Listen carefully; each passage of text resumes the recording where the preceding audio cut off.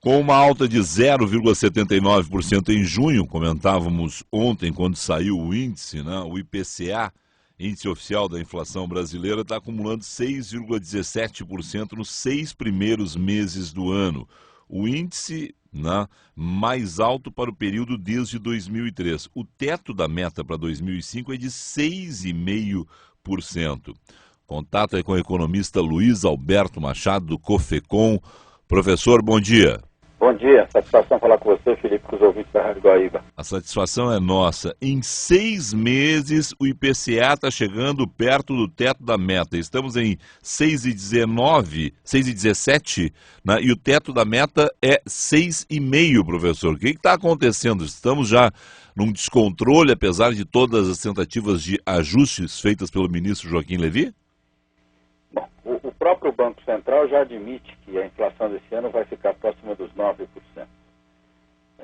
Portanto, o dobro da meta. A gente já está falando em 6,5%, que é o teto superior da meta, porque a gente se acostumou a não atingir a meta de inflação, né? Mas 9% é o dobro da meta. E o Banco Central já admite isso. Portanto, esses números que surgiram essa semana não chegaram a surpreender. Eles estavam dentro do esperado e o mercado chegava até a esperar um pouquinho mais do que aconteceu. Por isso que eu digo que ela está dentro do esperado. Não do desejável, mas do esperado. Uhum. Professor, e aí tem uma outra situação, né? O centro da meta, que é onde todo mundo se baseia sempre, né? Olha, a gente tem o centro e o Brasil estava ficando, se não no centro perfeito, ali o 4,5%, mas muito próximo disso nos últimos anos. Esse já dobrou, né? Porque 8,89 nos últimos 12 meses, a situação está complicada mesmo. Ah, sem dúvida. É um momento complicado. Eu tento não falar economês, que é esse jargão que as pessoas odeiam, mas tem uma expressão aqui que eu preciso usar. A gente considera quase que o pior dos mundos aquele que o Brasil está vivendo, que a gente chama de estagflação. Uhum. A estagnação da economia, ou seja, a economia não cresce e a inflação está alta. Durante muito tempo, inclusive, a teoria econômica trabalhou com a impossibilidade desse cenário. Um dos mais famosos economistas do século XX, Keynes, ele trabalhava com a ideia de que estagnação e inflação seriam coisas incompatíveis, excludentes entre si.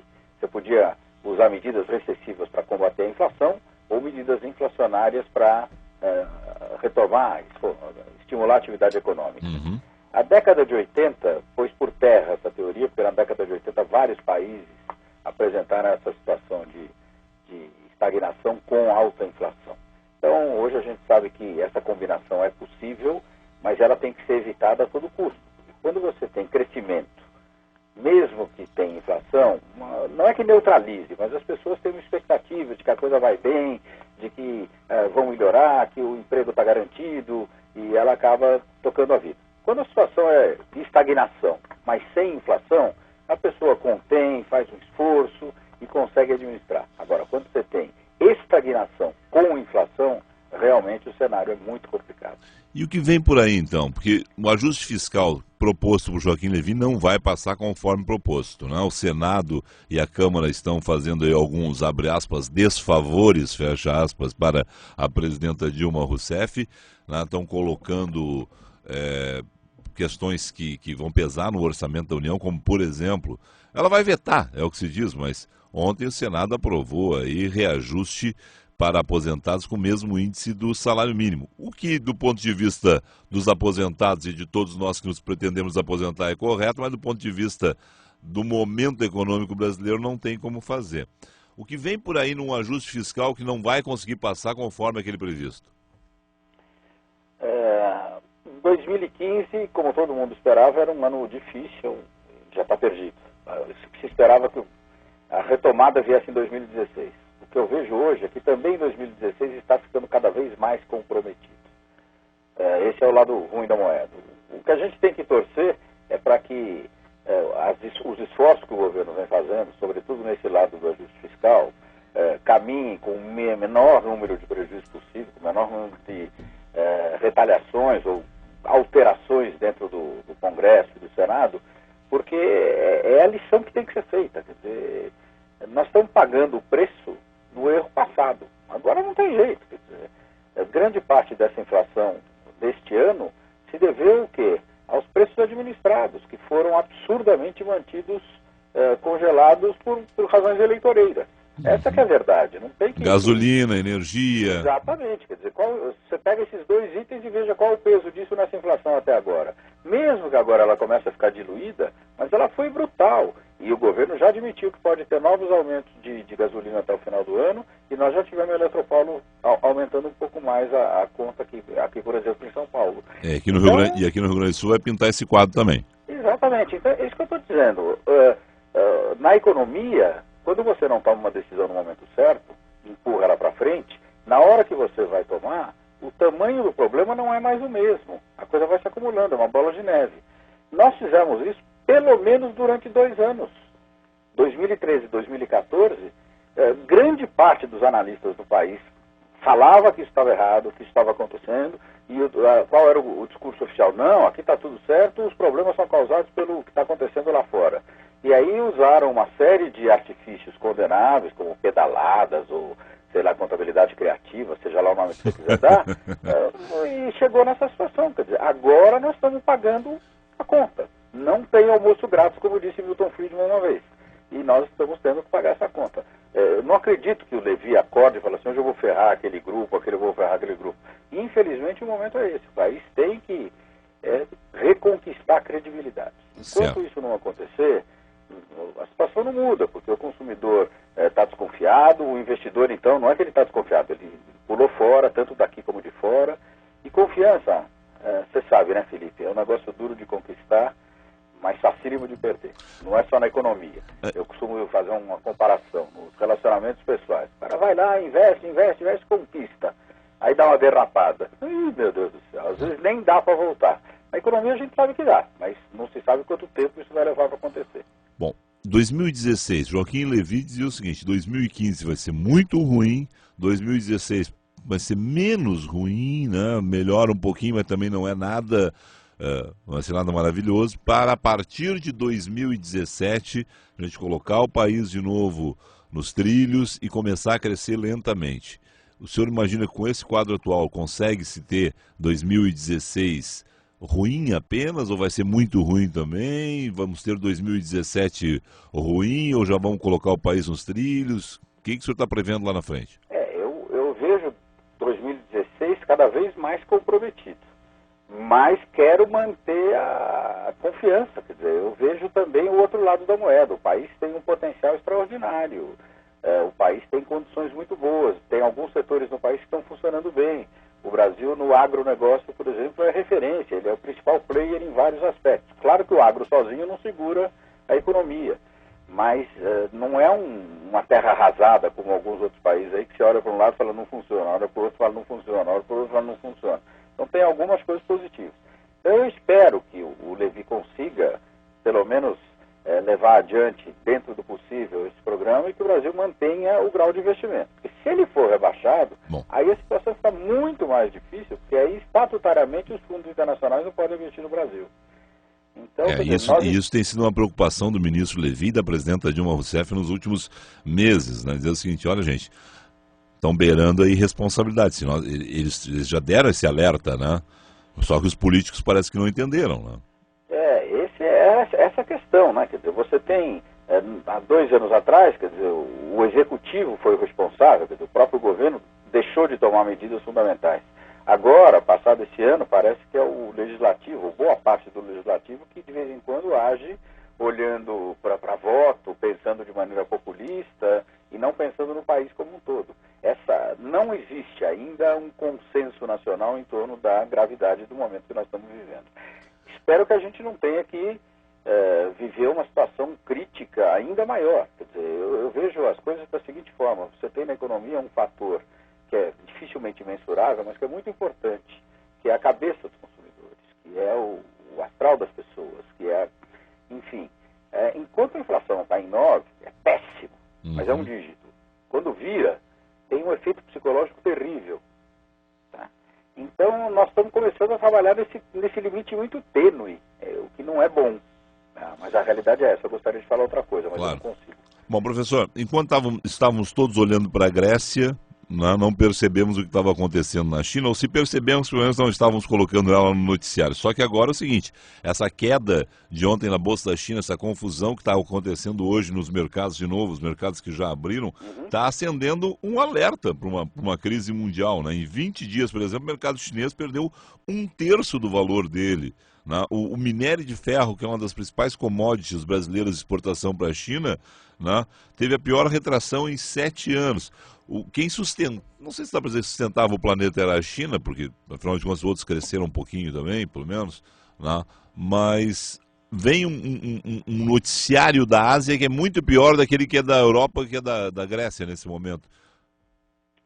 A gente falava como é que se diz, em uma queda suave, né? Sim. Já se admitia, o próprio Fundo Monetário andou divulgando que esse ano a Índia ia crescer mais do que a China, mas a China ia manter um crescimento próximo do que ela teve nos últimos anos. As notícias dessa semana dão conta de que não é isso que vai acontecendo. Vai ser mais baixo um pouco do que eles estavam supondo. E a gente sempre tem a noção de que na China os caras fazem a previsão certinho, que eles têm tudo sob controle, que quando estavam crescendo muito até fazem um esforço para segurar um pouco para conter a inflação. Agora não, a situação lá também já mostra, essas notícias dão conta de que a situação está mais difícil do que eles imaginavam e você tem toda a razão. Você veja o efeito para o Brasil, por exemplo. Você tem empresas brasileiras cujo crescimento extraordinário se deveu exatamente à pujança da China. A Vale é uma delas. A Vale é fortemente afetada por o que está acontecendo com a queda do preço do minério e com a retração da economia chinesa. Então isso tem impacto na economia brasileira e é mais um componente desse quadro difícil que nós estamos enfrentando. É só para lembrar que a Vale é uma das ações que baliza o Ibovespa, né? Exatamente. Então vai cair Vale, vão cair outras na sequência em função de tudo isso. Grécia, professor, o senhor imagina que vamos chegar a um acordo? Porque também desde ontem todo mundo olhou para a China, meio deu uma esquecida na Grécia, que está lá aquela reunião para domingo, mas e aí? Eu estou vendo, de certa forma, o mundo inteiro, e os principais players, os próprios Estados Unidos, procurando aconselhar uma aceitação de um acordo para tentar salvar um projeto que era um projeto fantástico, né, em termos de história do mundo. A gente pensa na União Europeia como um projeto mais avançado do que outros, que eram mais parciais de unificação. Não há dúvida de que a Grécia foi uma das principais beneficiárias, não fez as lições que tinha que ter feito. O resto da Europa, e principalmente a Alemanha, cansou de dar mais dinheiro e falar continua sendo irresponsável. Mas tem um outro lado, que é o que você viu aqui, quer dizer, na hora do vamos ver, ninguém quer perder os seus privilégios ou as suas conquistas. Então, o que está acontecendo aqui, você citou o caso dos aposentados, no caso da Grécia é o mesmo caso. De uma forma ou de outra, o país deu um passo maior do que a perna, concedeu uma série de coisas que agora ela não consegue manter. Como é que fica? Quem aceita perder nessa hora? É um conflito distributivo muito forte.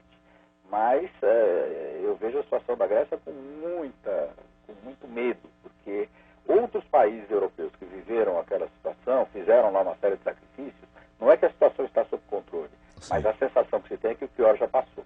Caso típico de Espanha, Portugal. Governos perderam o poder porque tiveram que tomar medidas impopulares e não conseguiram se reeleger, mas fizeram seus esforços. No caso da Grécia não se viu isso, quer dizer, foi uma irresponsabilidade atrás da outra. E aí fica aquela situação de uma verdadeira chantagem, né? Porque se a Grécia, por exemplo, consegue rolar a dívida, consegue novos empréstimos, né? Os outros vão dizer o seguinte, mas vem cá, e tudo que eu fiz, né? Fica ruim para eles explicarem, né? Exatamente, tem esse efeito demonstração, né? Eu tenho, por uma série de circunstâncias, ido com frequência nos últimos anos a Portugal, e o ano passado minha mulher ainda comentou, puxa vida, mudou o clima, né? Eu falei, mudou o clima, não é que a economia está boa, sim, mas é que eles cansaram de falar, estamos em crise, falam, vamos tentar recuperar com crise ou sem crise. Claro. E é o que se percebe hoje. Agora, eu sei que isso custou muito, e aí eles falaram, a Grécia não fez nada disso, e eles vão ganhar mais, por que então nós temos que continuar fazendo? Você tem toda a razão na sua observação. Professor Luiz Alberto Machado, deixei de lhe perguntar alguma questão importante da economia hoje aí que o senhor gostaria de comentar? Me preocupa muito, nesses últimos anos no Brasil, a ausência daquilo que a gente possa chamar de temos uma política econômica. O que a gente vem tendo é uma série de puxadinhos. Dá um problema aqui, você desonera aquele setor. Dá um problema ali, você estica para cá.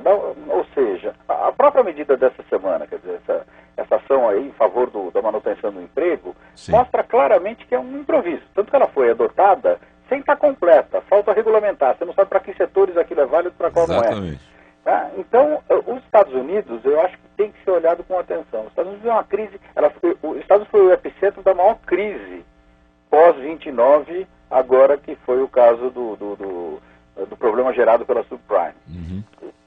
Viveu um momento dificílimo. Teve transição de governo e os caras estabeleceram uma política econômica e foram atrás dela. Mantiveram. E os Estados Unidos estão conseguindo sair da crise. Tá? E o Brasil, que era a bola da vez no meio da crise, voltou Exatamente. Então eu acho que esse tipo de consistência, em primeiro lugar, clareza na definição de um objetivo, coerência nas medidas em torno daquele objetivo central e persistência naquilo é fundamental. E no Brasil, lamentavelmente, a gente não tem isso.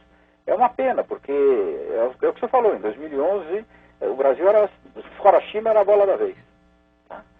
E quando é que nós vamos voltar a isso? Perdemos essa oportunidade? É lamentável, mas por enquanto a resposta é sim.